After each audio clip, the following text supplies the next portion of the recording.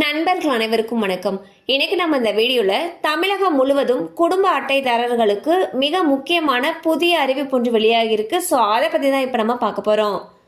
தமிழக ரேஷன் கடைகளில் இலவசமாக அரிசி, மலிவு விலையில் பருப்பு, சர்க்கரை, கோதுமை உள்ளிட்ட மளிகை பொருட்கள் வழங்கப்பட்டு வருகின்றன. அது மட்டுமல்லாமல் அரசின் நிதி உதவிகளும் ரேஷன் கடைகள் மூலமாகவே ஏழை எளிய மக்களுக்கு வழங்கப்பட்டு வருகிறது. இதனால் மக்கள் மிகவும் பயனடைந்து வருகின்றனர். இந்நிலையில் தமிழகம் முழுவதும் ரேஷன் கடைகளில் விநியோகத்தில் குறைகள் இருந்தால் பொதுமக்கள் புகார் தெரிவிக்கலாம் என்று அமைச்சர் திரு சக்கரபாணி அவர்கள் தெரிவித்துள்ளார். ரேஷன் கடைகளில் அனைத்து பொருட்களையும் போதுமான அளவில் இருப்பு வைக்க வேண்டும் என்றும் மக்களுக்கு தரமான பொருட்கள் கிடைப்பதை உறுதி செய்ய வேண்டும் என்றும் கேட்டுக்கொண்டார். மேலும் 1800-425-59001 மற்றும் 1967 ஆகிய எண்களில் புகார் தெரிவிக்கலாம் என்றும் கூறியுள்ளார்.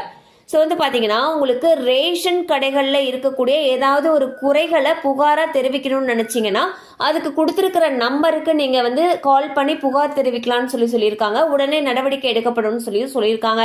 ஸோ தேவைப்படுறவங்க இந்த வாய்ப்பை பயன்படுத்திக்கோங்க.